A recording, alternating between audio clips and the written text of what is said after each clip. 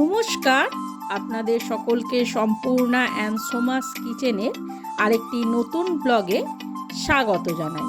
আজকে আমি বাড়িতেই খুব সহজেই মিষ্টির দোকানের মতো ছানার জিলিপি আপনাদেরকে বানিয়ে দেখাবো। তো তার জন্য এখানে আমি 1 লিটার দুধ কাটিয়ে ছানা করে নিয়েছিলাম, সেটাকে জল ঝরিয়ে একটা থালায় নিয়েছি। নিয়ে এবার এই ছানাটাকে আমাদেরকে হাতের সাহায্যে ম্যাশ করে একদম মিহি তৈরি করে নিতে হবে। একদম মিহি পেস্ট যখনই এটার হয়ে যাবে তখনই এর মধ্যে আমি 1/2 কাপ পরিমাণ গুঁড়ো দুধ আর 1 বাটি ময়দা নিয়েছি, সেটাকে এর মধ্যে কিছুটা করে ঢেলে দেব। এখন আমি হাফ ময়দা দিয়ে এবার এইগুলোকে খুব ভালো করে আমাদের একসঙ্গে মাখতে হবে। খুব ভালো করে যখন আমাদের এইগুলো একসঙ্গে মাখা হয়ে যাবে, এই রকম ঠিক একটা লেভেল চলে আসবে, তখনই এর মধ্যে আমি 1 চামচে 4 ভাগের 1 ভাগ বেকিং সোডা, 1/2 চামচ বেকিং পাউডার দিয়ে এবার এইগুলোকেও খুব ভালো করে আমাদের এর সঙ্গে মেখে নিতে হবে। খুব ভালো করে মাখা হয়ে গেলে এখানে আমি 1/2 চামচের মতো ঘি দিয়ে দিলাম। দিয়ে আবার এইটাকে খুব ভালো করে আমাদের মেখে নিতে হবে।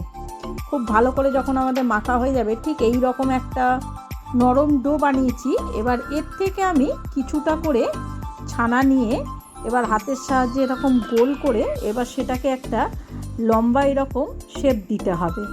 এরকম আমি কিছুটা করে হাত দিয়ে বাড়িয়ে লম্বা করে এটাকে ঠিক এই রকমভাবে আমাদের একটা শেপ দিতে হবে।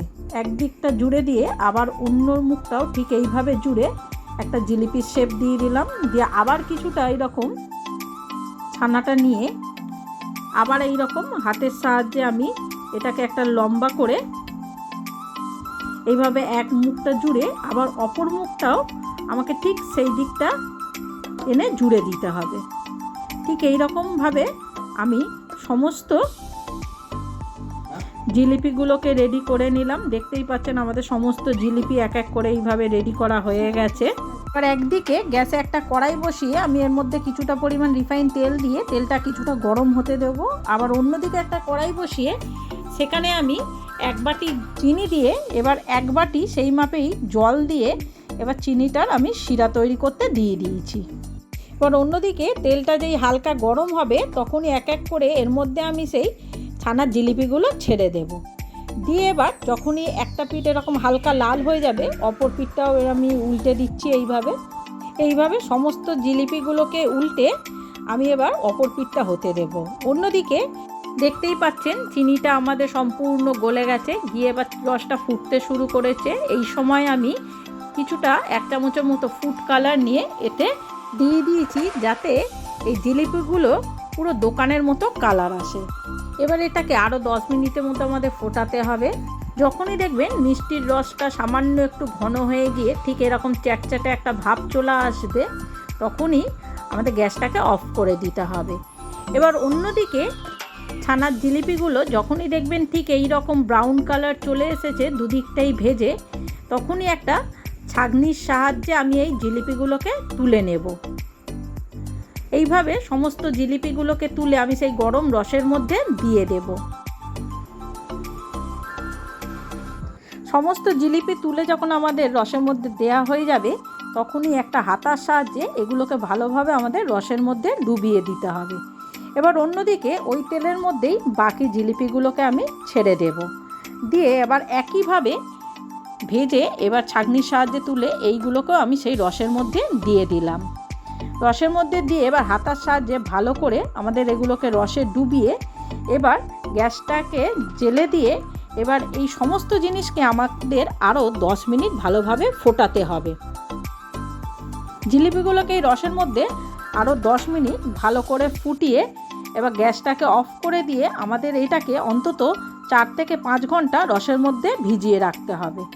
4-5 ঘন্টা পর দেখতেই পাচ্ছেন আমাদের ছানার জিলিপি একদম রেডি হয়ে গেছে। একদম মিষ্টির দোকানের মতো পারফেক্ট জিলিপি হয়েছে। কালারও যেমন এসেছে, খেতেও কিন্তু দোকানের জিলিপির থেকে কোনো অংশে এটা কম নয়। তো বন্ধুরা, আপনাদের যদি আমার এই রেসিপিটি ভালো লেগে থাকে তাহলে অবশ্যই আমার চ্যানেলটি সাবস্ক্রাইব করে একটা লাইক দিয়ে আমার পাশে থাকবেন। আর কমেন্ট করে জানাতে ভুলবেন না আমার এই রান্নাটি আপনাদের কেমন লেগেছে। তাহলে আপনারাও অবশ্য আমার এই রেসিপিটি দেখে একবার হলো বাড়িতে ছানা দিয়ে এই জিলিপিটি বানিয়েই দেখুন। মিষ্টির দোকান থেকে তখন আর আপনাদের কিনে খেতে হবে না। যখনই মন চাইবে তখনই আপনারা নিজেরাই বাড়িতে বানিয়ে সবাইকে খাওয়াতে পারবেন, নিজেরাও খেতে পারবেন।